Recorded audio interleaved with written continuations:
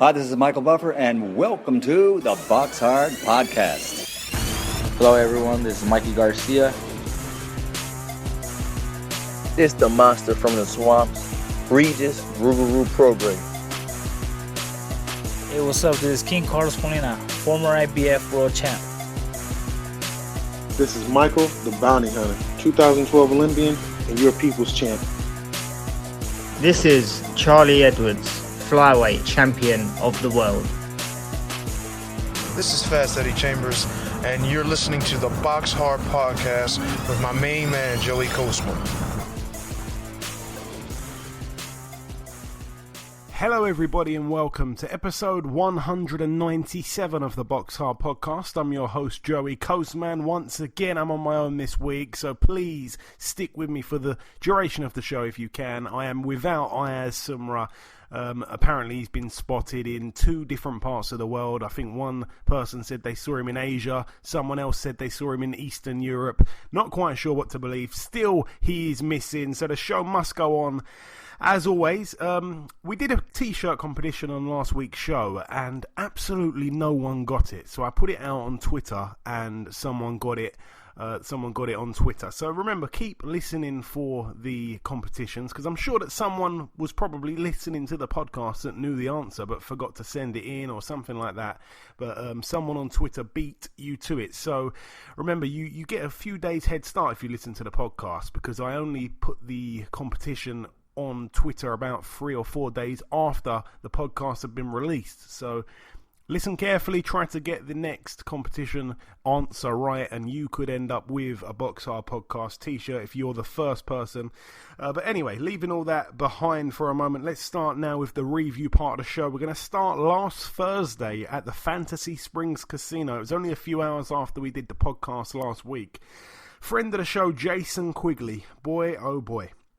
Very promising fighter, Jason Quigley, a guy that I thought, I even said it on last week's show, Tureano Johnson is a decent opponent, but a guy that Jason Quigley should beat and beat well, and he can probably beat guys above Tureano Johnson. Well, hold my horses, I suppose, because Jason Quigley actually retired on his stall after 9 rounds. His corner didn't send him out for the 10th and final round. Obviously, Dominic Ingle made the call there to stop the fight. It was for the NABF middleweight title. Quigley literally got beaten up, to be honest, for the duration of the fight. So a good win there for Tureano Johnson. That kind of changes his momentum, if you like, because the best fights he's had, he's lost, to be honest, and this is a big fight, and he's managed to win. So a good result, 21-2 with 1 draw. Tureano Johnson, and Jason Quigley loses his own, now 16-1.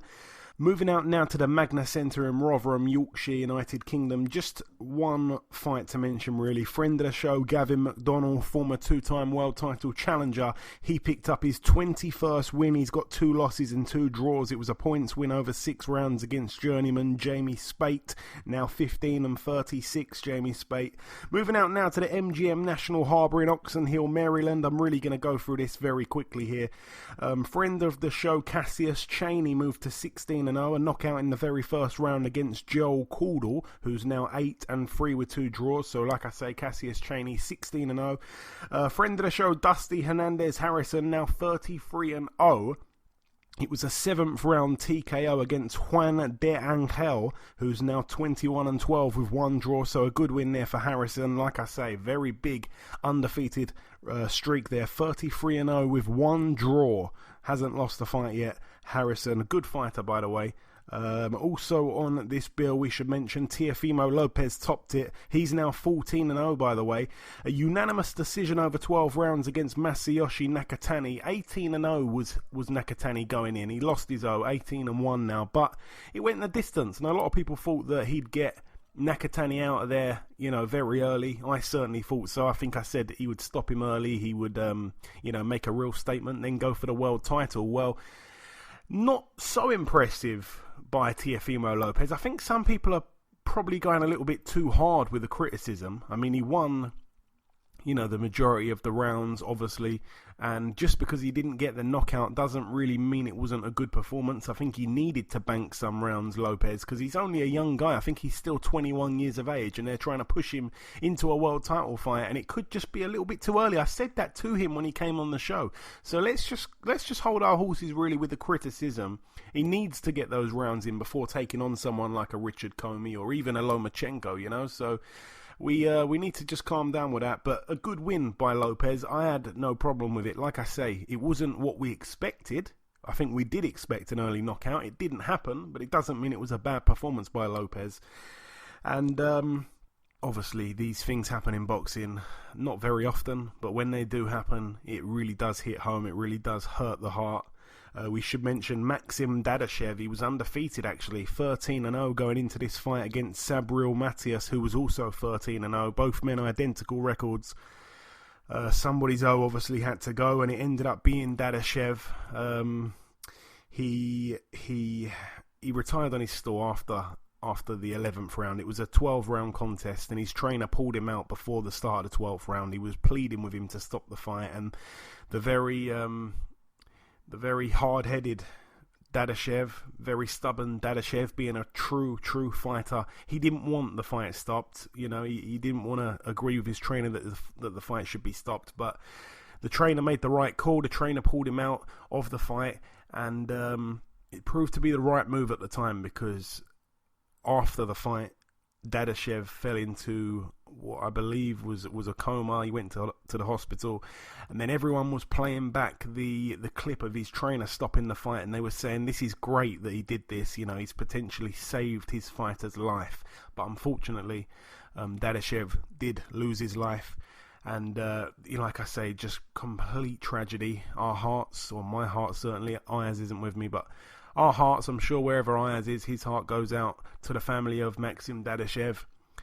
Just completely tragic, it really is. And off the back of a boxer losing their life like that, we're actually going to be speaking to a guy who's been in that position where a guy he thought lost his life. We're going to be speaking to a guy not on this week's show, but perhaps next week or the week after, and we will get an insight to what it's like being the boxer in the other corner. It can obviously leave you in such a depressed state, and it can make you question if you want to continue with your career, even though you need to for money reasons. But yeah, RIP there to Maxim Dadashev. Extremely hard to even talk about the situation. Moving out now, though, to Russia at the Central Square. One fight to mention over here. It was a rematch between Maxim Vlasov, 43-3, going in against Isaac Chilemba, 25-6, with 2 draws. It was for the vacant Eurasia Boxing Parliament light heavyweight title. Chilemba, I think, won the first fight. Could have that wrong, actually. I think Chilemba did win the first fight, but it was about 9 years ago or something. So or about seven years ago, something like that. It's a long time to wait for a rematch, but the rematch happened, and Vlasov actually managed to pick up the win unanimously over 12 rounds. Chilemba did have a point deducted in the 11th round for spitting his mouthpiece out. Quite surprised him, really, because I don't rate Vlasov that much. I think he's got quite an inflated record, but Chilemba, I think, has got too many miles on the clock right now. Again, I'd love to have seen Anthony Yarde fight Chilemba, if that fight could have happened before, obviously, the world title fight with Kovalev arised. Moving out now to the Brentwood Centre in Essex, United Kingdom, an MTK show here. Harlem Eubank moved to 9-0. It was a points win over 6 rounds against Michael Carrero. Carrero was actually down twice in the 6th and final round, but he managed to survive it. 13-51 with 6 draws, Carrero. Thomas Patrick Ward moved to 27-0. It was an 8-round points win against Brian Marina, who's now 10-13 with 1 draw. Shaquille Day took on Louis Adolphi. Both men... I was going to say both men were undefeated, but I'm forgetting Adolphi's got that disqualification loss. He is now 10-2, though. It was his second loss, Adolphi, but Shaquille Day remains undefeated, 13-0. Adolphi was down twice in the 9th round, and he had a point deducted in the 8th for holding. It was for the vacant Southern Area welterweight title, so Shaquille Day, in my eyes, makes a bit of a statement there, to be honest. Also on the bill, a fighter I'm a big fan of, Michael McKinson, moved to 17-0. He also picked up the vacant WBO European welterweight title. He managed to get a 10-round unanimous decision win against Evgeny Pavko. So that is a statement there. But topping the bill, Chantel Cameron against Anisha Bashir. I said it on last week's show. Bashir lost her first 5 fights in a row. Then she went on to have 8 knockout wins on the bounce, and most of them early, if not all of them. It was for the WBC Silver Female Lightweight title, and you know, I said it was going to probably be a war. I said that Chantel Cameron may even get hurt along the way, but no, Chantel Cameron bossed it, and really, really impressed, because Bashir, like I say, she can absolutely whack. She really can, and Chantel Cameron managed to box to a unanimous decision win over 10 rounds, so Bashir once again shows she's very tough as well. She gives anyone a hard fight. Her record's now 8-6, but like I say, that doesn't look a great record, but she's a complete beast, and I'd like to see her in with someone like a Katie Taylor, someone like that. I don't think she should fight Natasha Jonas. I think that's a bit too hard of a fight for Jonas, really. But Chantel Cameron undefeated still, 11-0 now. Now we move though to the O2 Arena in Greenwich, London, United Kingdom. Let's start with the undercard over here. Charlie Duffield actually lost. He's now 7-2. It was a TKO in the 6th round against Dan Aziz, who's now 9-0. It was for the vacant Southern Area light heavyweight title. Duffield's corner threw the towel in, so a good win there for Dan Aziz from Lewisham. You know, a fighter that has boxed on a lot of small hall shows. I think this is probably his first taste of a big kind of card, even though he was the first fight on the televised card. But all the best to him. Good fighter. You know, he's had some interesting fights already in his career, and I think he's got quite a bit of potential. I'd like to see him in with a few other domestic kind of rival kind of fights, and it'd be interesting to see if he emerges on top of those clashes that really can be made in that light heavyweight division. There's a lot of fighters there in Britain to fight. Also on the bill, Lawrence Okoli moved to 13-0. It was a TKO in the 7th round against Mariano Godinho, who's now 13-3. It was for Lawrence Okoli's WBA Continental Cruiserweight title. He obviously didn't get to defend his British and Commonwealth title. Godinho was down in the 3rd round and 3 times in the 7th round. Like I say, didn't really have that much notice, Godinho, but he put up a decent effort. You know, he didn't really come to survive. He tried to win. He tried to go at Okoli at times in that fight. Let's now talk about Richard Riakporhe against Chris Billam-Smith. It ended up being a split decision over 10 rounds in favour of Riakporhe. It was for the WBA Intercontinental Cruiserweight title. Chris Billam-Smith loses his own, now 9-1. Riakporhe double-figure wins, 10-0. Billam-Smith was actually given a count in the 7th round. It was an interesting fight. It was a great fight, actually. Very technical.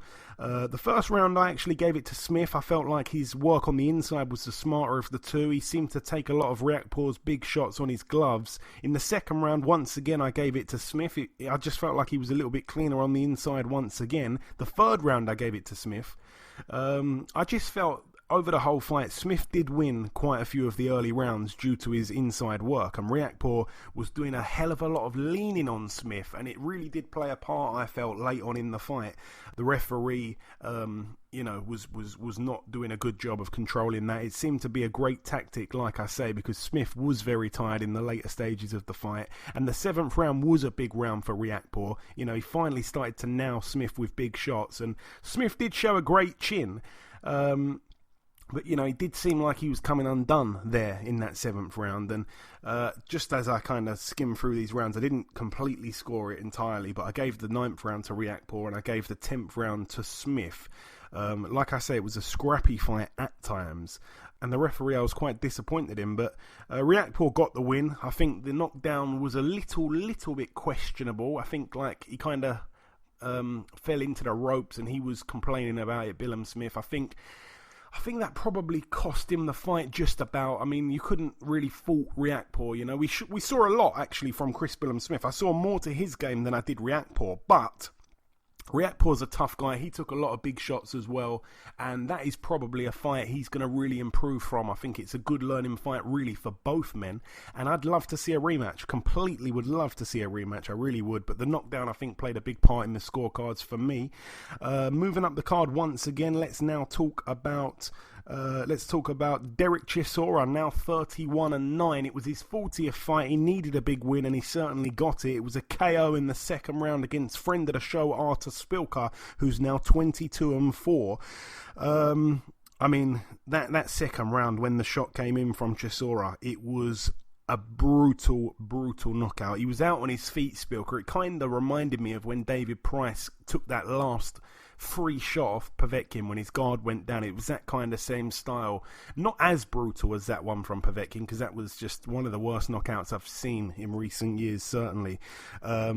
But yeah, I did expect the knockout. I called the knockout on the prediction league, and that is what happened. So a lot of people were shocked. A lot of people were actually picking Spilka. But yeah, completely demolished him, did Derek Chisora. And just touching on the predictions there, let me go back and have a little look. Yeah, I went with Chisora knockout. The listeners went with Chisora knockout, so well done to you guys there. But Ayaz went with Chisora on points, so no point for Ayaz there. Moving up the card once again, let's now talk about the Dave Allen and David Price fight. This one was actually for a belt in the end. It was for the vacant WBA Continental Heavyweight title. David Allen now 17-5 with 2 draws. David Price 25-6. Obviously a retirement after 10 rounds in the corner of Dave Allen. Let's talk about the fight just briefly. Yeah, I mean, Price was popping out his jab. I felt like that was, a key punch during the fight. I said it again on last week's show. I didn't think that Allen would be able to get behind David Price's jab if he actually keeps popping it out, and using it smartly, and he did do that. He won the first, second, and third round. In that third round, he was finding Allen way too easily. Obviously, we know that Allen's got quite a leaky defense, and Price at that stage was fighting at a pace that he was very comfortable with. It was nice and easy. The fourth round was a closer round. I felt like Allen finally did get through with some shots, but then again, so did Price. And I felt like I probably gave that round to Allen in the fourth round. It was a bit of a sympathy kind of round. In the fifth round, that was where Price actually looked like he was blowing quite hard, and it was totally one-sided to that point, like I say, about 4 rounds to 1, something like that. And I just couldn't credit Price enough for boxing so smartly, because I knew what he needed to do, and he probably knew what he needed to do. A lot of people knew what he needed to do, but actually doing it is obviously a lot harder. And, the difference in pedigree between the two was obviously astronomical. I mean, David Price on paper should have won it really easy, and he did. But obviously Dave Allen, it's never simple with him. He is inhumanely tough, but that's really all he had to offer. And like I say, Price found him with devastating shots all night, and in my opinion, Darren Barker did the right thing by pulling Allen out in the corner, and Allen seemed to nod about it too. It seemed like he accepted it. I think he's come out since and said, yes, I didn't want to fight on. But yeah, I think that's probably the end now of the Allen hype. I don't want to upset Ricey here, one of our very, very best listeners. I do love Ricey. He actually said to me, that I've got to say it, Ricey, sorry, but Ricey on Fight Week said that Dave Allen will be, or is at this stage, a decent European level fighter. Well, yes, I don't think so. But no, I do like Dave Allen, and he's made a lot of money without really getting a great win when you think about it. I mean, it was a great win against Lucas Browne with that body shot, but Lucas Browne, I think, is right at the tail end of his career, even though we will be speaking to him later on in the show. I'm going to tell him as well that I did think he should have retired, or I thought he'd retire if he got stopped by Allen, even though it was by a body shot in the end, and I didn't know that when I said it. I said, I'm making this really confusing. I said before the fight that if Lucas Browne got knocked out, then he should probably retire, but I meant like a knockout with a headshot, not actually a body shot. But I'll address this later on. But Browne, I feel like, is at the tail end of his career. I think he'd probably admit that as well. I mean, he got dropped by Sokolowski a few weeks before that Dave Allen fight, let's not forget. And he was 40 years of age and, massively, it seems like, on the decline since losing to White in the fashion that he did. But yeah, David Price, we all knew that he'd regressed terribly, and that was the only reason that this fight was close to a 50-50 going into it. But the truth is, Dave Allen couldn't really hang with a regressed Price, and I actually think that Dave Allen should retire because I think health is very important in this sport. We've been reminded of that earlier on in the show when I discussed what happened with Dadashev, and I just think it's the right thing to do now for Dave Allen because, like I say, he's made some good money. Everyone really likes him. He can probably do a few things outside of boxing. You know, he can probably go on a few talk shows and I don't know. There's a lot of big things for Dave Allen, even outside of the ring, I feel. So he shouldn't keep putting his health at risk, you know, unless he wants to really drop down a level because he's obviously not at the level near David Price. But the size difference was a big factor. Let me just throw that out there. I think Price will now get a top 15 ranking with the WBA, but again, he needs to be careful as well because he's certainly at the tail end as well. But yeah, that's about it though for that one. Moving up the card for the final time, Dillian Whyte 26-1 now. It was for the interim WBC World Heavyweight title, but in the other corner was the previously undefeated Oscar Rivas 26-0. Whyte himself was down in the 9th round, but let's talk about it. A lot of people being very critical of Dillian Whyte. I actually thought he boxed excellently. I think his double jabs were brilliant. He showed a whole load of punch variation, and I really do mean that. I mean, aside from the jabs, we saw double left hooks, we saw savage body shots, we saw monster uppercuts, and like I say, in the 9th round, when he went down, it was a beautiful right uppercut from Rivas, and Whyte got up and weathered a big storm actually because Rivas knows how to finish you. We saw that in the Bryant Jennings win, and fortunately for Dillian, he actually had Mark Tibbs obviously in his corner giving him proper advice, and you could see the veins in Mark Tibbs' neck as he was shouting at Dillian Whyte because Dillian was fighting fire with fire a little bit when he was hurt. That's the only way he knows. He loves to tear up as well, Dillian. But the rounds following the knockdown, I think Whyte boxed really well and showed a lot of discipline and maturity, so I was really impressed actually with that performance from Dillian Whyte. And again, you know, he can't keep having these big fights, and a lot of people get onto him saying, oh, he didn't take that fight, but the fact is he's took loads and loads of near 50-50 fights, you know. Parker, Chisora in the rematch. I never thought he'd actually give a rematch to Chisora because the first one was so close. You know, I feel like I'm missing someone out as well. He fought someone else. Lucas Browne, a lot of people thought was going to be a close fight. So did I. I think I even picked Browne to win it. But yeah, you know, there's so many fights that he's had now in a row. And they've been close to 50-50s. And it seems like his luck will run out at one point. You know, he can't keep having these risky fights. I have to say it, guys. I know you probably don't want to hear me say this, but he got dropped there. He got dropped. Did he get dropped by Parker, or was he out on his feet in the last round? I can't remember if he got dropped or not, but he's had a couple of close ones, and you just think, wow, after being hurt, one serious punch could end it all. Forget about this mandatory thing, 600 days. That'll all go out the window. So he needs to just be a bit careful, Dillian Whyte, and I like him, and he's a great fighter. I think he can win these fights, but, you know, they're putting a bit of mileage on his clock, and I don't want to see him going into a Deontay Wilder fight after having 4 nip and tuck fights, you know, back and forth, 4 proper wars where he's been hurt in each of them. I don't want to see that. So I think they're talking about a drop down in level of opponents for his next fight because it's only really going to be a keep busy kind of fight later on in the year. And I'm all for that. I think that's a smart thing to do, actually. But moving out now to the MGM Grand Garden Arena in Las Vegas, Nevada, USA. Let's start with the undercard. Efe Ajagba. I actually thought this one was going to be over pretty quickly, but I didn't really take into account that Ali Demirizan, I think his name is said in the other corner, was a good amateur himself. Obviously went to the Olympics, so both men are Olympians and both men were undefeated. Obviously, Demirizan was 11-0, Ajagba 10-0. Ajagba's very busy for a big guy. He's 6'6", but he throws a lot of shots, and he has showed a very good chin in that fight there. He took some great punches by Demirizan, and you know, if you can't knock him out, he's going to be hard to outland, I feel, Ajagba. But again, I really thought he'd probably get Demirizan out of there because he's been knocking people out very early. I don't think he'd been past, was it 5 rounds or 6 rounds, something like that. He'd knocked everyone out that actually had fought him. The only reason on his record that he hasn't got a 100% knockout ratio is because of that fight where the fighter, Curtis Harper, jumped out the ring as soon as the first bell went. So that counted as a disqualification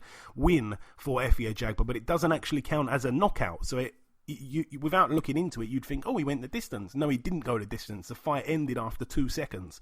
So all of his fights really have been early knockouts, and I expected the same, but no, he went the distance. And again, he's a young guy, needs to bank the rounds, and I feel like, again, he'll learn a lot from that. He went 10 rounds there. He didn't really seem to slow down over the course of the fight, but certainly Demirizin put in a great effort. And again, I'd like to see him in loads and loads of other fights. He didn't disgrace himself. It was a close fight. He actually had a shout, really, for kind of saying that he probably just about nicked it, I think, in his mind, because it was a close fight.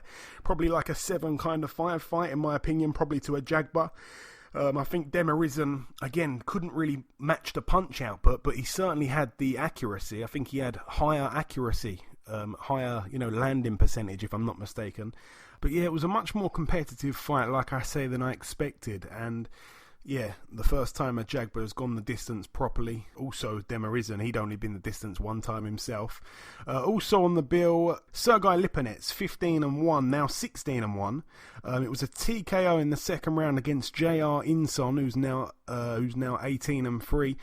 Again, Lipinets, a guy that was supposed to be taking on John Molina Jr., but instead of that, he ended up taking on this guy here, who I believe was a southpaw, and it was late notice, so it can really throw you off your game, but it didn't seem to do that for Lipinets, and even when he got the knockout, he didn't seem too pleased. I think he wanted more of a fight. He was probably gearing himself up for a proper war with John Molina Jr., and like I say, Molina had to pull out late notice, which was a real blow, actually, to the card itself, because that fight on there would have just put the cherry on the icing on the cake. But Lipinets, like I say, excellent finish to the fight. He missed a left hook, and then he ducked a shot from Inson, and then he popped back up. Like, he ducked it, popped back up, and then they both swung left hooks, and Lipinets got there first, and it knocked his man down, face down on the canvas. It was a brutal knockdown. I mean, his opponent did actually get back up, so credit to Inson, and the referee, Jay Nady, waved it off, which I felt was a slight little bit premature. Even though the knockdown looked really brutal, he seemed like his head was quite clear, Inson, so I feel like Jay Nady might have been a little bit quick there, but it was one-sided, really. Lipinets did excellent there. It's another good win for him.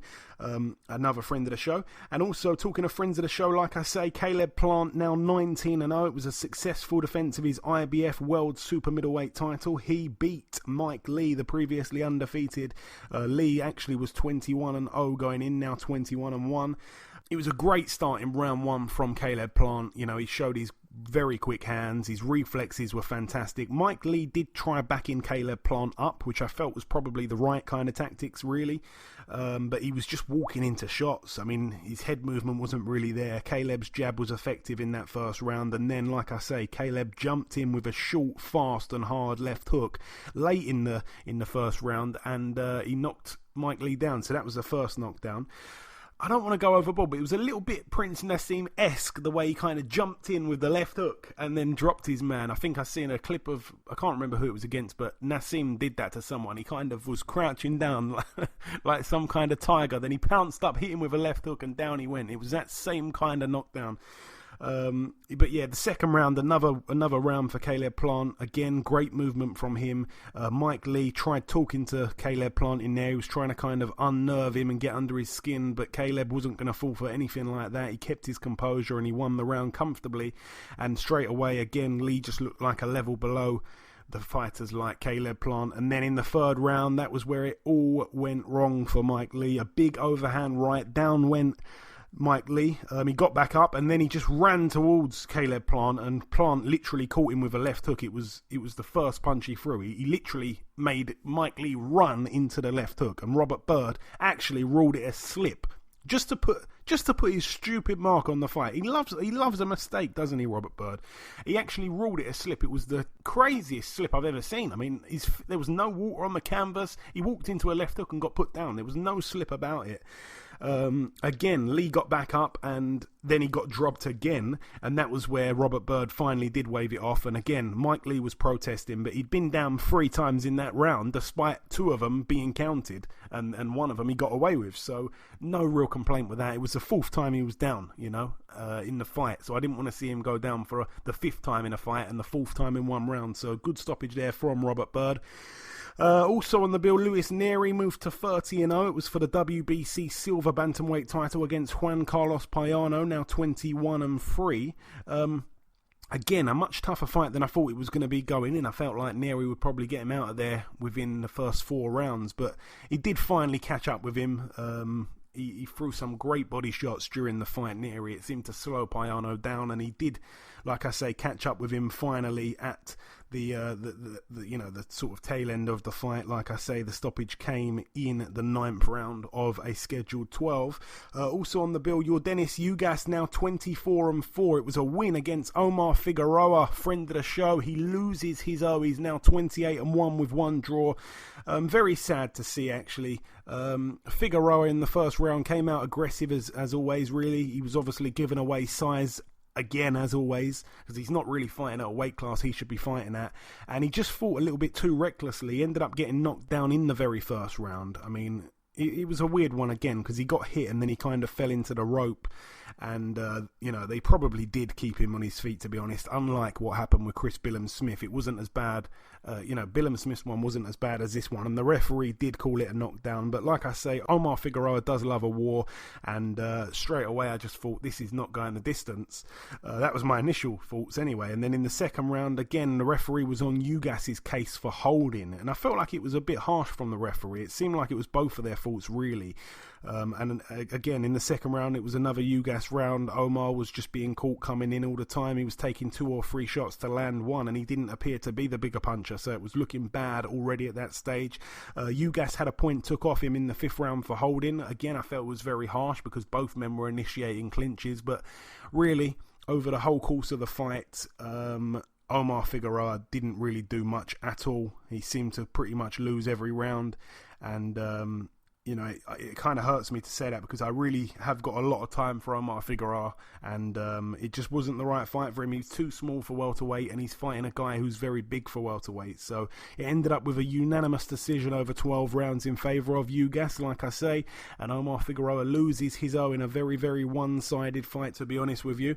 But moving up to the main event now, Manny Pacquiao 62-7 with 2 draws. It was a split decision win over 12 rounds against Keith Thurman, who now has lost his Keith Thurman is now 29-1. It was for Thurman's WBA Super World Welterweight title. Obviously, Thurman was down in the first round, but what a fight this was. It was a great, great fight. The first round, I felt like Thurman actually boxed well, and then he obviously got dropped by a straight left to the body, followed by a right hand to the chin of Thurman. So it was like a power shot followed by a jab. It was a weird one, but the super speed of Pacquiao just can catch you completely off guard, and that is what happened. And I was shocked to see Thurman down in that first round. In the second round, it was another round for Manny Pacquiao. He looked as good as ever. The speed was just unbelievable. It was a real problem for Thurman. The third round was a more controlled round for Thurman, but I'm not sure he did enough to grab the round. Pacquiao still looked excellent, like I say. In the fourth round, it was another Pacquiao round for me. Based on what I'd seen at that point, he looked really good, and obviously there was no drug testing, but that's another thing. Whether he's doing things he shouldn't be or not, who really knows for sure. But just based off of his performance, it's not a foregone conclusion if he were to fight someone like a Errol Spence or like a Terence Crawford. It's not a foregone conclusion. It really isn't. I mean, you've got to knock him out. You've got to knock him out. I mean, Spence is so big, so he might be able to keep him behind the jab like he did Garcia. But Garcia just didn't really get going, did he? And Pacquiao, he always gets going with all of his shots. He throws so many shots, so if you can't keep him off you need to knock him out. So Errol Spence has got the advantage. He's got the edge in height and stuff like that. But Terence Crawford, I mean, that's a great fight. That's definitely not a foregone conclusion, like I say. But yeah, keeping it on this fight here. The fifth round, another brilliant round for Pacquiao. I actually felt sorry for Thurman at that point. I gave him credit, Thurman, because it was his first fight back since having that life and death comeback fight against Josecito Lopez, and he's jumped straight back in with Pacquiao. And it was all Pacquiao after 5 rounds, and in that fifth round, especially at the back end of the round, Pacquiao really upped the ante and he beat Thurman up, and that was when he badly damaged Thurman's nose. Now, that was after 5 rounds, but going into the 6th round, arguably, that was a Furman round. I felt like it was a great response from having your nose busted up in the 5th. Furman just seemed to wake him up or something. He seemed to really get going. And again, in the 7th round, I gave it to Furman. He did get hit a few times really late on in the round, but he dominated most of the round and landed some lovely power shots of his own. The 8th round, again, arguably was a Furman round. The 9th round was a Furman round, in my opinion. So the tide was really turning here. In the 10th round, that was where we saw Pacquiao deliver a lethal left hook to Furman's body, and he really winced Furman. He was in agony. You could see it. I think he spat his gum shield into his glove and then put it back in. But somehow, he returned fire and he landed some lovely big left and right hooks himself, and he managed to buy time by doing that, which kind of got him out the round. And Pacquiao obviously won that round, but what a shot. We saw the replay, and credit to Furman for staying on his feet. He's a tough guy, Furman. He's a tough guy. He doesn't get anywhere near the credit he should get. In the 11th round, I think Furman probably did just about nick the round, and then in the 12th and final round, Pacquiao won that round for me. And like I say, I still couldn't believe that Furman even took the fight right after that bad performance against Josecito Lopez. What a chin, by the way, Manny Pacquiao has got. He just takes bombs on the chin every now and then, and it just doesn't even affect him. It actually excites him, but it was an incredible fight. I actually felt like saying it was worth the pay-per-view. It was a cheap pay-per-view. It wasn't £20. So I was left thinking, yeah, I got my money's worth there. And two real warriors in that fight there. No real loser. Obviously, Furman did take the loss.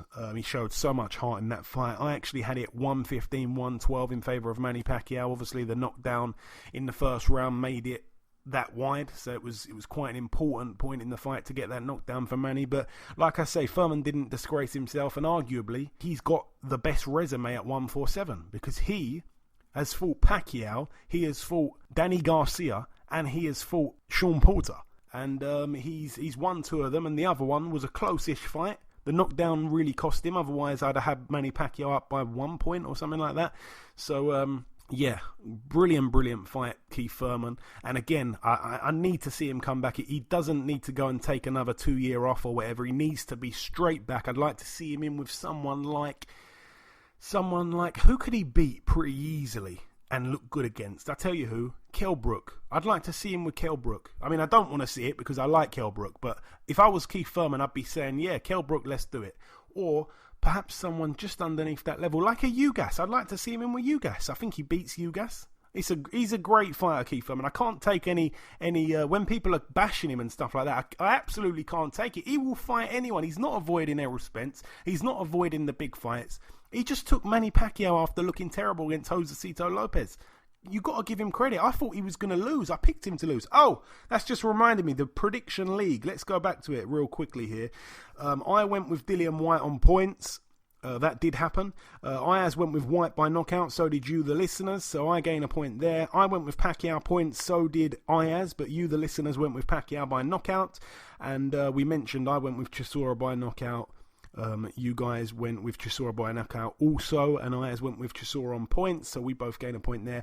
And then Price, I went with Price by knockout. No one picked that. You, the listeners, went with Allen by knockout, and so did Ayaz. He went with Allen by knockout as well, so just me gaining a point on the Price-Allen fight. But yeah, that's about everything there, really. I know it's dragged on, but there was so much action to mention from last weekend. But yeah, Keith Furman, I want to see him in a lot of big fights after this, and he's certainly not done. He really isn't, and he took the defeat like a champion. He really did. He was really, humble, and he was giving Manny a lot of credit and stuff like that. He's a true champion. He's a great role model, Keith Furman. And Manny Pacquiao, as for him, I mean, there's so many fights out there again for him. I'd like to see him in there with Terence Crawford, preferably. And yeah, there's many big fights for both of them, but like I say, it's dragging on now. That's it for the review part of the show. Just before we wrap up part 1, the last thing to do is to welcome our very first guest. Ladies and gentlemen, please welcome the former professional fighter and now trainer to the WBO #1 ranked light heavyweight in the world. It is, of course, Mr. Tunde Ajayi. Tunde, welcome to the show. Welcome to the show. Trainer and manager. Let's get that right. Trainer and manager. We've got to get these things right, sir. I shouldn't have just said former pro fighter. I should have said undefeated pro fighter as well, eh? Yeah, undefeated manager trainer. I like manager trainer as opposed to trainer manager, because I just think manager sounds better. It sounds more official, and we want to look professional.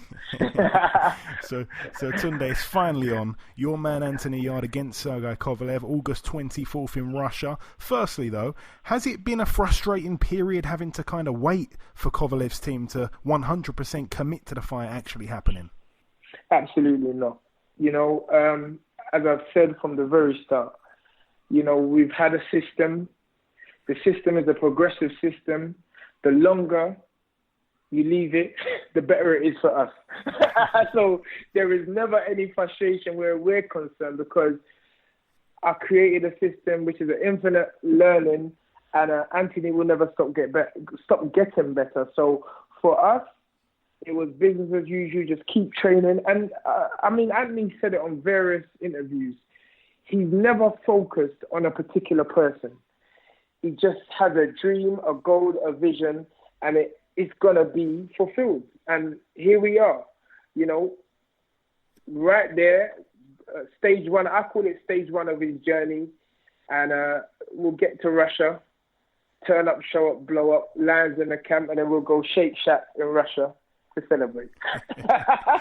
and Tunde, I've heard it for ages now. Lots of negative people saying, Yarde doesn't want to fight a big puncher. Yarde doesn't want to fight Buglioni and Burton. Yarde will never go to Russia. And when this fight got announced, all those people did a U-turn and started applauding Anthony. It was quite a funny moment to see that on social media.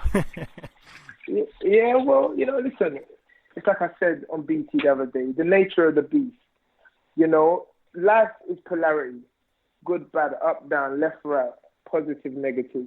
There's always going to be an opposite side. And our job, and my job especially, where Anthony's concerned, is to always focus on the positive.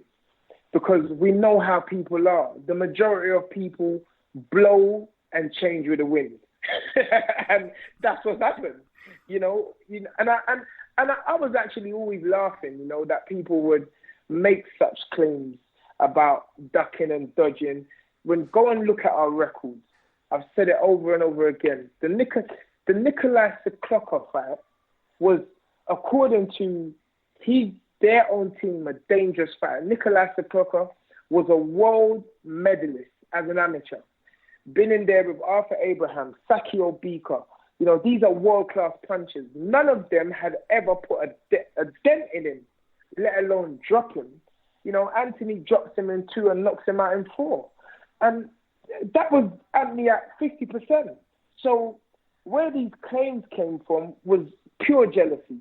It came from a place where we didn't do it the traditional way. And because of that, that's where, it gave the haters, the naysayers, whatever you really want to call them, the opposite side, leverage to say something that wasn't true. We're going out there, we're representing the UK, and we're coming on with a belt, regardless of what anyone says. If you're for us, keep being for us. If you're against us, keep being against us, because it's all energy, and we'll use it in a positive manner. Yeah, very well said. And I actually remember that Nicholas Svetlokov fight. I remember catching you actually when you were coming out of the ring. I remember you actually saying to me, "They can't say nothing now. They can't say nothing now." yeah, trust me. Because I remember at the press conference, the guy was laughing at me. He said, "I don't know. You guys have made the biggest mistake ever. This is a 12-fight novice. What is he doing in the ring?" And I remember, I don't know who set this up, but he was training in our gym the same time as us 2 days before the fight. And Andy was like, oh, you sure we should be training when they're training? I said, forget about them, man. He's getting knocked out anyway. Who cares? He can train the same time, same place. It's going to be the same result. So it's been a wonderful journey up until this point, and I'm very excited because I won't say I told you so, because that's just not my nature. I won't say I told you so. I'll just be so happy for Anthony, because, it's like I've said so many times, I'm a giver.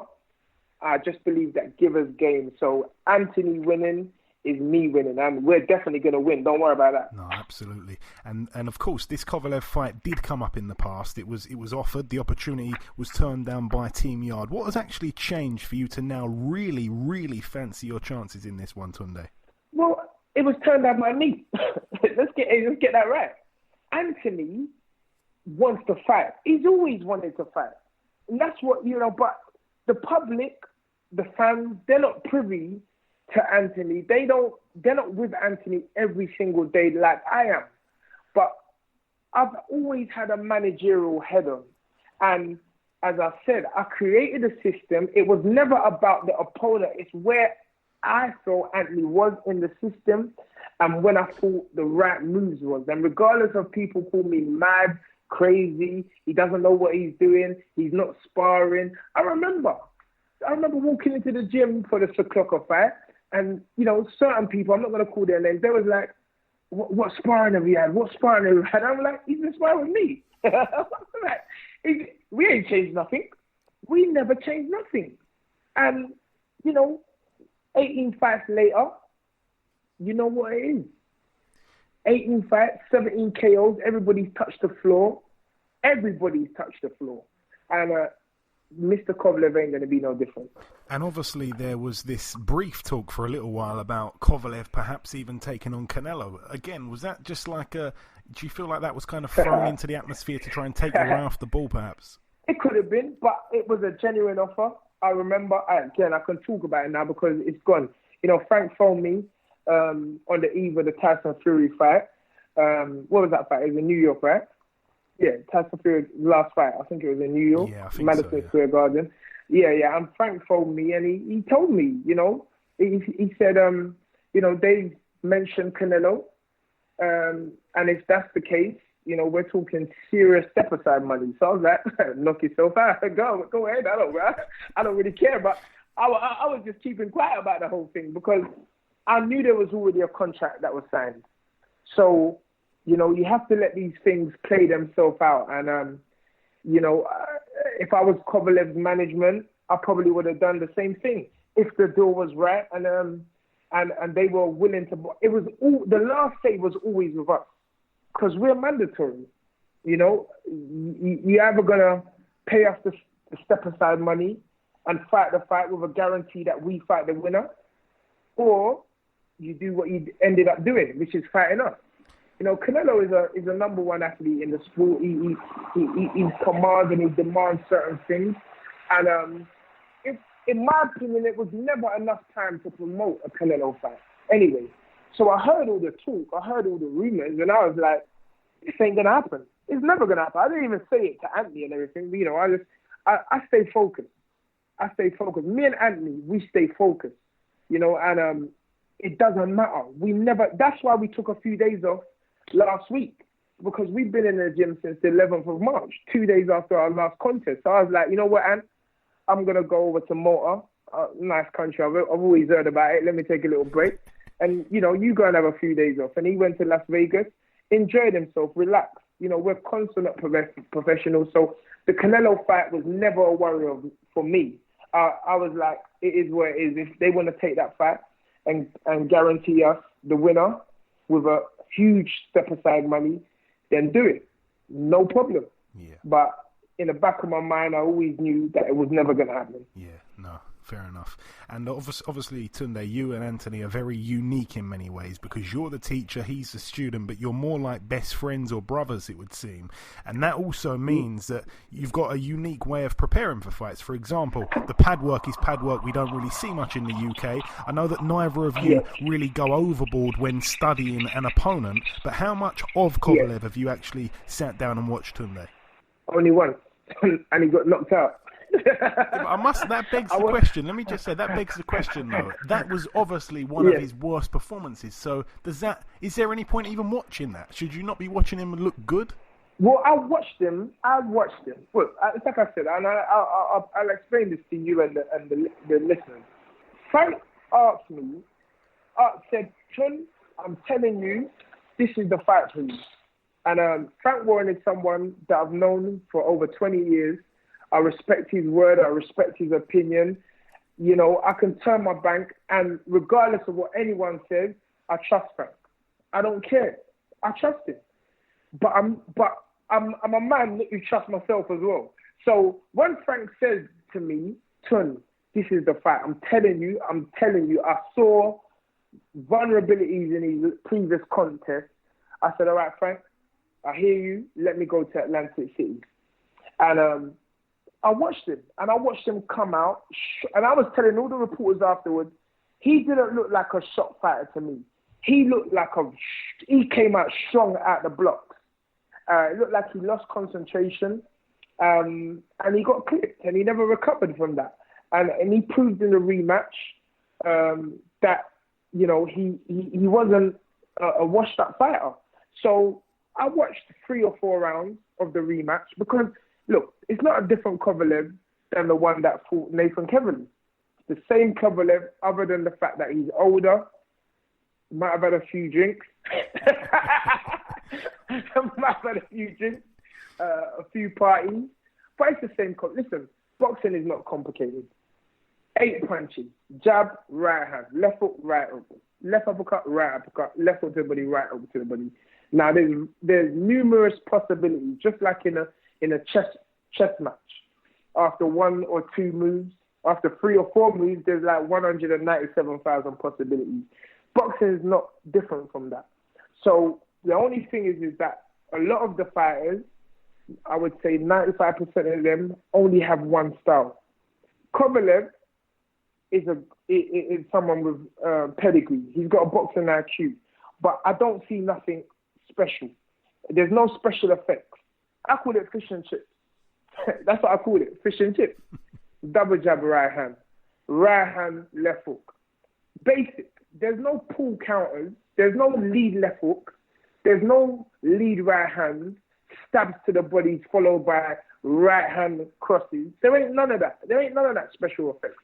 So it's not nothing I haven't ever seen before. It's not nothing I haven't seen in the gym. What we do know is he's very physically strong. Yeah, for sure. And when he prepares, he can do the rounds.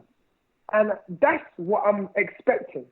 I'm not expecting to see another boxer in the ring, the one different to the ones that fought Andre Ward. I'm not. And I didn't even watch those fights in their entirety. I saw the same clips what everyone sees when they come up to an Instagram or whatever, just the highlights. I've never sat down and studied any fighter other than Floyd Mayweather, Sugar Ray Leonard, Sugar Ray Robinson, Roy Jones Jr., James Toney, and Mike Tyson, Muhammad Ali, Julio Cesar Chavez. Those are my legends. Those are the guys I built my system of, not modern day fighters. I don't need to watch modern day fighters because I created a system which is infinite, which I'm going to be studying till long after I'm gone. And whoever comes after me in the system is going to be studying it. So while I'm under that process of study and learning, I ain't watching no other fighter. I'm trying to, better myself and master the system that I wrote. And that's the only reason why I don't need to watch these fighters. And I ain't doing too bad. No, not at all, not at all. And Tunde, obviously Anthony loves a good knockout. Going to Russia, do you feel like he'll need the knockout to win, or can you visualise him getting a decision if the fight were a close-ish fight? What's our record? That's the answer. What's the record? 18-0, 17 by KO. And the one in his second professional fight touched the floor twice, but he broke his hand. And as people may have heard me say it before, he came back to the corner. He said, "Unc, I broke my hand." I said, "Use the other hand." And it was a good mental experience for him very early on in his career. But from that point forward, it's KO. KO. Go back and look at Anthony's amateur career. Everybody got knocked out. He won the Haringey Box Cup. He knocked out everybody. All we do is knock out. Decision doesn't even come into my mind. I'm just being honest.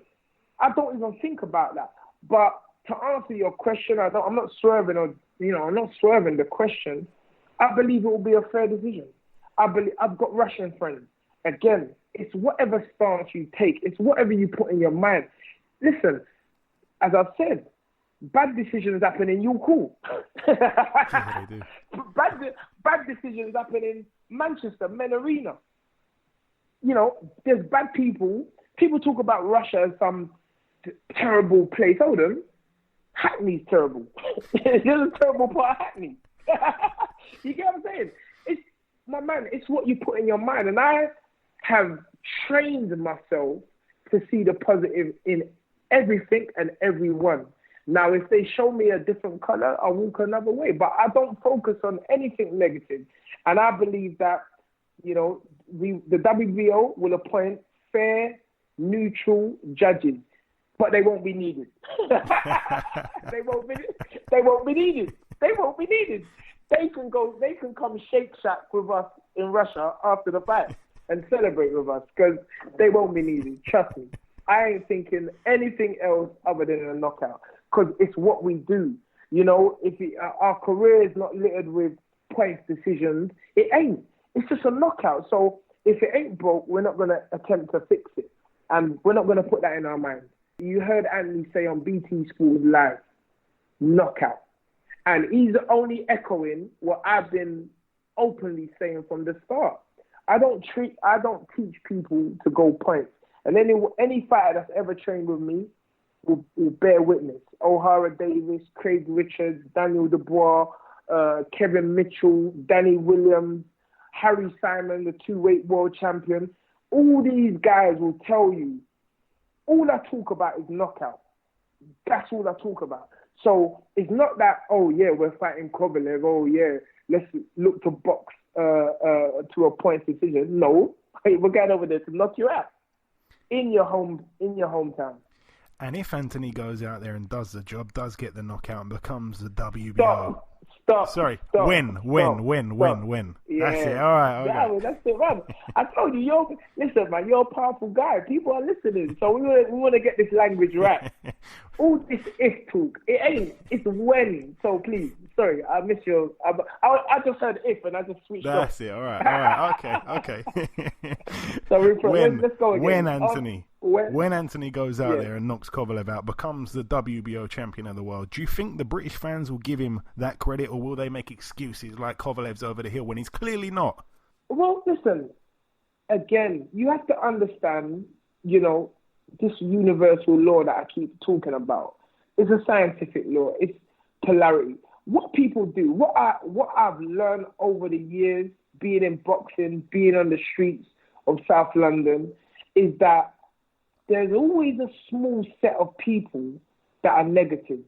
And I think that we as people, as human beings, as boxing fans, as journalists, as sports broadcasters, we magnify the negative people.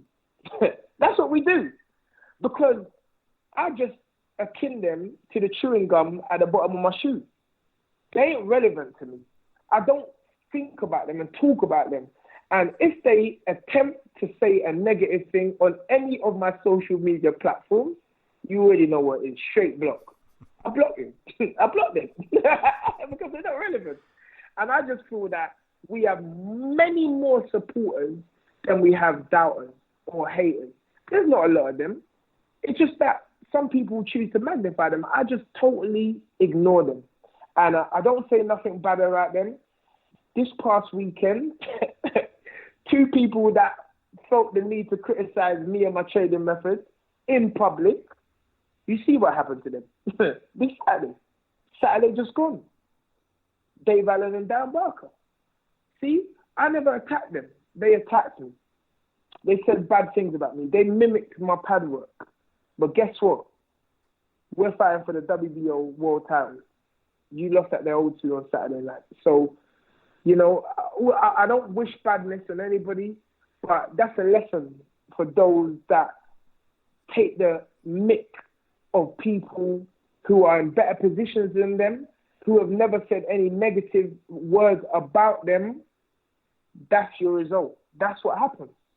That's what happens. Mind your own business. Congratulate. Be positive. Have positive things to say about people. When a man that when it doesn't go well for someone, you might learn something. Don't you understand what I'm saying? And that's how I am. That's how Tunde Ajayi is. And everybody that's ever been around me knows that's me. I've been like this since I was a child. Everybody on the streets, they know it. I'm a positive person. I can't help but be positive. And I don't go around disrespecting and talking negative about other, especially other boxers, because we all know how hard this sport is. You know, one punch, we know what can happen. Yeah. We know the possibilities. So, I don't disrespect Kovalev, as much as I joke around and everything. I said it the other day and I said it today. Well, I have to respect him.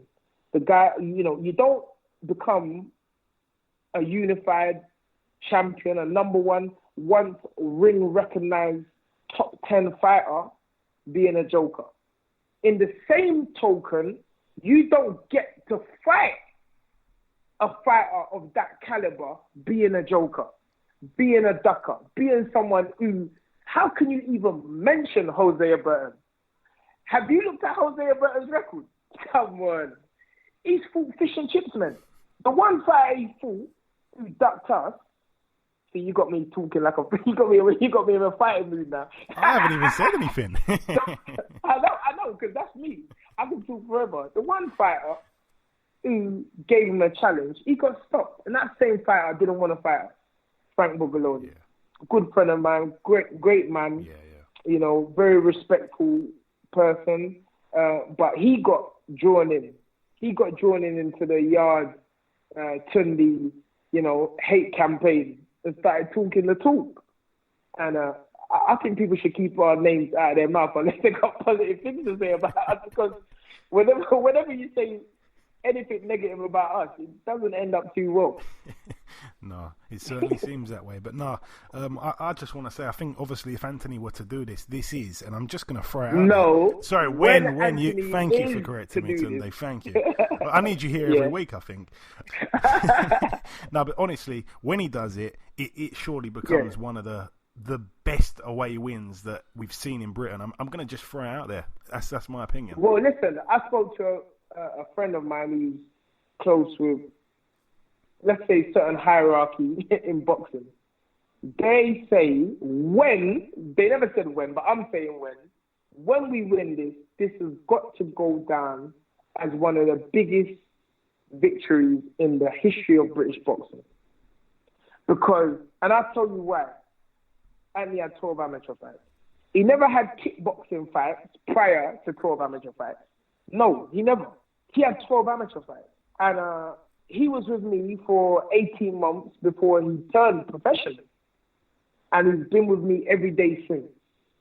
And I've navigated the career from the Southern Area level to the WBO European level to the WBO Intercontinental level. And now we're here at the final door, the WBO World Light Heavyweight title against the number one recognized, let's get that right, light heavyweight on the planet Earth. And we're going to knock him out. And finally, Tunde, just before I let you go, I just really wanted to give you an opportunity if you had anything to say to our listeners before we let you go. If I haven't perhaps asked you something you want to get off your chest, the floor is yours, my man. Dream it, believe it, the comic. Tune in. You've got to tune in weekly to BoxHard Podcast. It's the only place to be in all of eternity. Lions in the camp.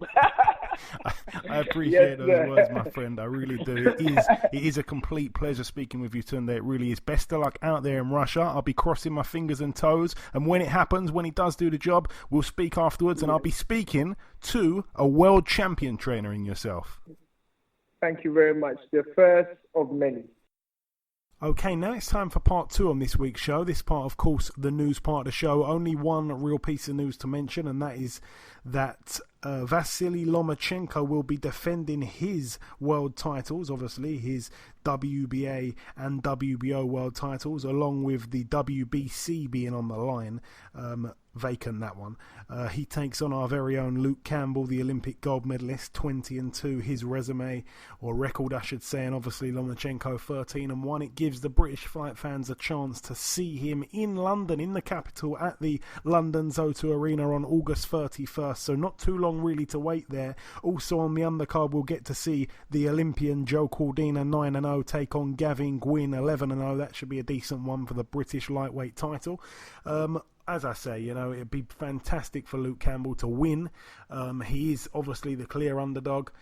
But, when he's really, really been in a fight that I think gets him highly motivated, for example, the Jorge Linares fight, he fought a brilliant fight and the knockdown really cost him the fight. So I think it will be a lot more competitive than many people think. I think Lomachenko's pretty small for lightweight. I think that Luke Campbell's one of the biggest lightweights in the world. I think the size may play a factor. Obviously, Luke being a southpaw, Luke being a hard hitter himself, a good body puncher. It makes it interesting. Obviously, I'm not going to say that Luke's going to win. I don't think he's going to win. I think he probably gets stopped, actually. But I hope he doesn't. I hope he does win. We're British. We've got to get behind the Brit, haven't we? So all credit to Luke Campbell for taking the very tough fight. A lot of people were saying he was trying to swerve Mikey Garcia. Well, if that really was true, then it's probably the silliest thing he's ever done, because now he's obviously taking the Lomachenko fight. I don't think he's had much of a choice, to be honest, with the WBC getting involved, making weird calls on other organisations' champions, but it is what it is. He is actually having the fight, and he'll go into that believing he'll win, and he's really excited. Friend of the show, Luke Campbell, all the very best to you, my friend. Moving over now to the preview part of the show, we're going to start here at the Royal Farms Arena in Baltimore. A couple decent fights on the undercard. Yuriorkis Gamboa, 29-2, takes on Roman Martinez, 30-3 with 3 draws. I think that's kind of the perfect fight, really, for Gamboa. If he loses that, then he probably is finished. That's a 10-rounder there. Ladarius Miller, 19-1, a guy who actually holds a win against Jamel Herring. He goes in against Jezreel Corrales, 23-2. We've got Ronald Gavril, 19-3. I'm not quite sure if he's still a Mayweather fighter. He probably is. 2 of his losses came to David Benavidez, but he put up a good fight in both of those fights. He takes on Vaughan Alexander, the brother of Devon Alexander, who's now 14-3. Emmanuel Elim, 18-1 with 2 draws, takes on Freddy Hernandez, 34-11.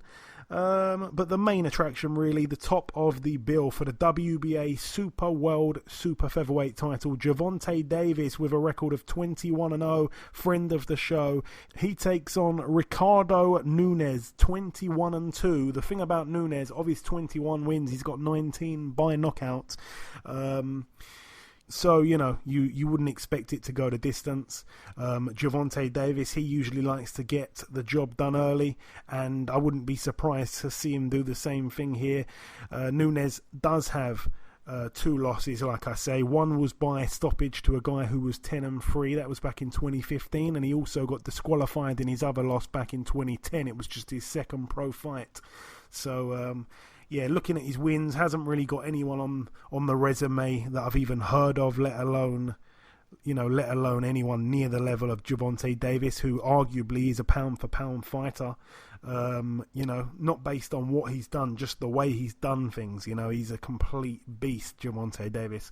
So I think he gets Nunes out of there. Should be interesting. That one's on Showtime. And the final bill to mention, it's a quick preview part here. We're going to start with the undercard. It's actually at the College Park Center in Arlington, Texas, USA, a Matchroom USA card. Eddie Hearn, Tremaine Williams, friend of the show, I think he was on last week or the week before, the mighty midget, 18-0. Tremaine Williams takes on the NFL Vicente, a guy with a record of 35-3 with 2 draws.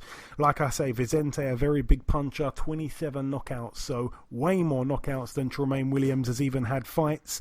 So that one could be interesting. I mean, he's got a loss to Eric Hunter, but he's lost to kind of fringe guys, so you'd expect Tremaine Williams, who tells me he's the very best at his weight in the world, you'd expect him to win this one, so that'd be very interesting there. Also, we've got Tevin Farmer defending his IBF World Super Featherweight title, 29-4 with 1 draws. He's in a 12-rounder against Guilherme Frenoir, the guy that has the very controversial split draw with John O'Carroll in his last fight. Basically, the winner of that fight was supposed to take on Tevin Farmer, and Tevin Farmer ended up fighting John O'Carroll. Obviously won the fight, but he decided to give a shot to Fremwar anyway. It could just be a mandatory, I can't remember now. But anyways, whatever, the fight's coming on, and we had Tevin on talking about this a few weeks back before it was officially announced. I think he wins that one pretty easy.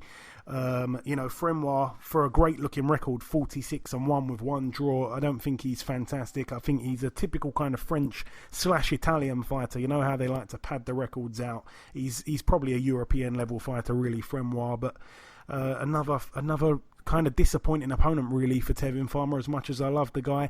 And the final fight to mention that tops the bill, Jose Carlos Ramirez, 24-0. He takes on the undefeated Maurice Hooker, 26-0 with 3 draws. Maurice Hooker puts his WBO world title on the line. Ramirez puts his WBC world title on the line. Obviously, the other 2 belt holders in the division are Regis Prograis and Josh Taylor. We'd love to see the winner of this fight here take on the winner of that fight there, and it will be for all 4 of the trinkets. But for now, we have to really applaud these guys for getting it on, for pretty much copying what Taylor and Prograis are doing, but they weren't obligated to do so. So credit to these guys for putting it all on the line here. We've gone to the predictions on it. Ayaz has gone with Hooker on points. You, the listeners, have gone with... let me just double check. You've gone with Hooker on points as well, and I think I'm actually going to go with Ramirez on points. So I'm going with what I believe is probably an upset, judging by what you guys have picked there. It should be an interesting fight. I just think that Maurice Hooker, I mean, he's been okay. He's been okay in his last few fights. I mean, a lot of people don't rate Salcedo. He didn't look fantastic against Les Pierre, despite winning very wide, and obviously beat Terry Flanagan on a split. I don't know. Ramirez has been pretty impressive back-to-back, really, aside from his last fight against Jose Cepeda. So it does make it very interesting. But it should make for a really interesting fight, and may the best man win. But like I say, it's good to have a bit of a divide there. Me going with, like I say, Ramirez on points. You, the listeners, and I as going with Hooker on points. So should be interesting. May the best man win, but I don't really see either guy putting up a real threat to the winner of Regis and Taylor, in my honest opinion. But still really looking forward to the fight. It is a true 50-50.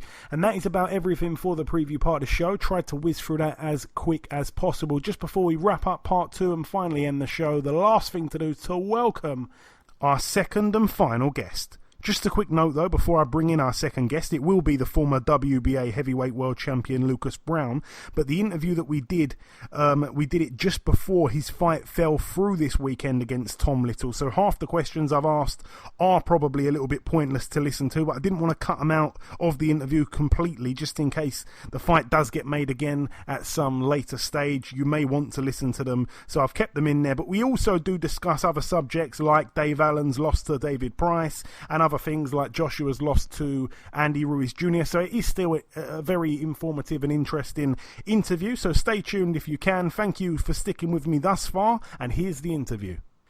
Ladies and gentlemen, please welcome the former WBA Heavyweight Champion of the World. It is, of course, Mr. Lucas Browne. Lucas, welcome back on the show, big man. Thank you for having me, mate. Appreciate it. It's always a pleasure having you, Lucas. So we last spoke, obviously, just before your last fight against Dave Allen. Obviously, it's old news now, really, but I did just want to get a quick word about it because, in my opinion, you certainly won the first 2 rounds with relative ease, actually, before obviously being dropped by a perfect body shot in the third. How did you assess your performance there, Lucas? To be honest, everything was going exactly to plan. Dave's obviously known for having a great chin, so there was no point me going out in the first 2 rounds trying to knock him out and end it early. So I was establishing myself, all the different sort of punches and that sort of thing, getting the flow of the actual fight, and then from sort of round 3, 4, 5, I'd sort of take it back a step in regards to the amount of punches, and start throwing a little bit heavier punches and then sort of see where that took us. So the plan itself was going exactly the way it should have. But unfortunately, I got caught with an absolute cracker of a punch. And now the unfortunate part about something like that is 20 seconds later, I was completely fine, and that's just it's probably worse. But obviously I didn't get knocked out in regards to punch to the head. I didn't lose consciousness, but yeah, it wasn't nice to then lose the second time at the O2. Yeah, no, because I agree with what you say there about, it not being a headshot, because I will just say, on the podcast before the fight, I actually said, I can't see it going the distance. Someone's going to go. And if Lucas were to lose by knockout, I think that should be it for Lucas. But obviously, that's me thinking you're going to, if you were going to go, it's going to be by a headshot. But seeing the fact that you won the first 2 rounds, like I say, with pretty much relative ease, to go with a perfect body shot like it was, almost isn't a bad loss. Do you know what I mean? That's right, yeah. Well, if I was going to lose one way, that'll be it. The thing is as well, I think the first round I threw something like 64 punches, and the second round was 73 punches. Now, no one throws punches like that in the heavyweight division other than Kalinacki. Kalinacki is the only one that's that busy with punches. So, again, that was part of our plan, to come out and throw a lot of punches, and it was all going perfectly. And obviously, you went back to Australia after that with the result that you didn't expect. To go, obviously, Lucas, from beating a world champion in Russia to then lose to Dave Allen, did that kind of make you sit down and think about your future at all? To be honest, no, not really. It's always a learning experience, and if I was to get belted like I did versus Dylan White, but against Dave Allen, then 100%. But yeah, it was just one of those freaky body shots that. What are you going to do? It's 10-ounce gloves in the heavyweight division, and it's a great body shot. I didn't get cut. I didn't get beat up, all that sort of stuff. So I took everything great away from that fight. I think from a social media and fan point of view, it was sensational as well. I think everyone really received me well over here and in general. So I think there was so many more pluses to that fight than there was negatives. And it was unfortunate, as you said, I was winning the fight. I believe I was going to win the fight. Unfortunately, I got caught with the silly little shot. Yeah, well said. Very true. And like I say, we move on. Next up is Tom Little. The fight takes place this Saturday at York Hall. I do kind of feel like at this stage of your career, you kind of need someone who will really get you motivated, and, perhaps even someone that talks a bit of trash. And Tom Little really does that. Am I right in saying that? Mate, he's got the biggest mouth I've ever seen. It is one of those things. I'm literally going into this fight happy and willing to belt him and make him hurt, because it just seems right from my point of view. Where is it in terms of comparing him to Dave Allen? Because there was a bit of kind of back and forth, but it was just banter. It was quite friendly. I think you quite liked each other, really. But with Tom Little, I mean, he's gone a little bit overboard with some things, but it's quite funny at the same time. But where are you? Where do you kind of compare the two like that? It is different. Myself and Dave Allen were just two regular fellas with a sense of humour, and it wasn't mean or anything like that. It was just banter backwards and forwards, which is great. Tom Little definitely steps over the line, and he steps over the line too much. At the same time, his record is 10-7, so I don't realise why you would have such a big mouth for having a record the way you do. If you can back it up, then it's a different story. Now, in regards to styles, he's 6'7" and should have a much better style than he does. So, again, I don't know why he's got a big mouth and thinks he probably needs to talk himself into a fight, to be honest. So, from that point of view, it's working. Have you seen much of him, Lucas? Because a lot of his fights have obviously been on pretty small hall shows. Have you seen much of him at all? Obviously, the beauty of having YouTube and everything these days, you can always find something. And as I said, I don't think he fights the way a 6'7" guy should. Much like sort of Price did over the weekend versus Allen. He fought long, which was great, and I think. Yeah, he should be fighting long, and he doesn't, which is better for me because I'm kind of come through and steamroll him anyway. But going up the likes, people like Dubois and stuff like that, I suppose he can't fight too long. He has to sort of go up against the ropes and just take it. And in your opinion, Lucas, how do you see this fight playing out between yourself and Tom Little this Saturday? I see it, obviously, in my head. I visualise what's going on and everything else. I believe I'm just going to walk forward constantly and land as much as I can. I'm going to not obviously go for the knockout, but I want to knock him out. So I'll be landing bigger shots, nice stiff jabs, body and head, the whole lot. So he's going to have a very hard night. And you mentioned there about the fight on the weekend between Price and Allen. Now, what did you make of it? Because, I mean, no matter what people think about yourself, if they think good or bad things, you couldn't have put up a worse effort than Dave Allen did, and that's just me being fair, to be honest. I mean, it was quite impressive, really, from Price. I think a lot of people didn't expect him to box like that. That's right. Well, the unfortunate part is, and I suppose I'll take it as a compliment, where I don't think Dylan White on the weekend fought very well either. Now, both Dylan White and Dave Allen were in the best shape and fought the best fight against me. So I'm going to take that as a compliment. Now, I don't think Dave Allen fought very well at all, but at the same time, I think Price fought perfectly. Price fought exactly the way he should have, with the jab, uppercut, and kept him long, and I thought he fought very, very well, and was very impressed. I was assuming he was going to sort of die after the 4 rounds like he normally would, but he kept it going, he kept his composure, and he fought extremely well. And obviously one fight at a time, but when you were going into that Allen fight, you kind of had one eye on David Price should you win that fight. Is David Price now a guy that you still target, perhaps, if you get a win here? Oh, 100%. I think it's, I don't know what's going on with Dave Allen in regards to his retiring or not. He obviously does take a few too many punches to the face, which isn't good for longevity. But Price, he's there, he's got a win. He's got a great following here in the UK. People want to see the fight, and he's got a belt now. So it's 100% something that I'll be chasing as well. And just finally, really, Lucas, we haven't spoke since Joshua's loss to Andy Ruiz Jr. What did you make of that? Were you shocked? To be honest, no. I believe when Andy Ruiz fought Parker, I believe Ruiz won by 2 rounds. So, in all honesty, Ruiz should have already been a world champion, a while back. Don't get me wrong. He, without being rude to the guy, he looks like shit. He's a little fat fucker, but he can fight like a machine. He's fast as hell and got great technique. So I wasn't surprised that he gave it to Joshua, because you can't box Joshua, especially being the shorter guy. You have to go in and you have to basically try and bully him, which I think he did, and he was very successful at. And just before I let you go, Lucas, any closing words at all for our listeners, if you just want to send a quick message before we let you go, my friend? Basically, mate, I think, I'm 40 years old, but at the same time, I'm still learning, I'm still going, I'm still getting better every time. And I think I'm going back to a bit more of an older style where just knockouts are the key. I just want to go in and instead of trying to be the boxer and trying to prove to everyone that I can box, I'm just going to go in and be devastating and knock people out, which is what I'm good at. So hopefully there's a few more great fights on the line for me, and some money and everything else. But just keep watch, because there's big things coming. I'm sure the fans will love to hear that. But listen, Lucas, it is honestly always a pleasure speaking with you, my friend. Best of luck for Saturday. I really hope that you do a job and get a nice win, and I'm sure that we'll speak sometime after.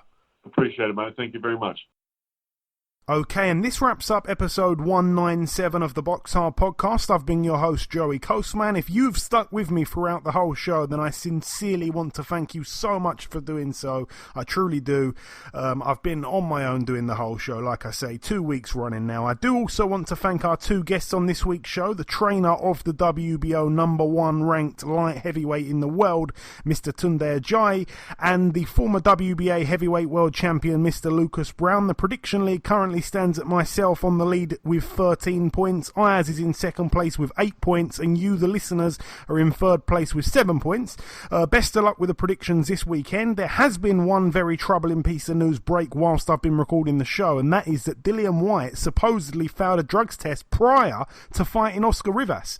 I don't really want to speculate on it too much because the details seem very unclear at this stage, but it's obviously disgraceful if Whyte has actually failed a test. Again, I don't really know the full details, but if he has failed, then obviously the fight should go down as a no contest and he should be banned from boxing. I really do hope that there's some kind of explanation for this, because people taking drugs to get an edge in a fight when someone just last weekend lost their life really does leave a bitter taste in my mouth, and that is putting it extremely lightly. But there's not much I can really do about it. We just have to wait and see what happens. But that is about everything, though, from me this week. Thank you all for listening to this week's show. Enjoy your weekends, people, and we shall see you all again next week.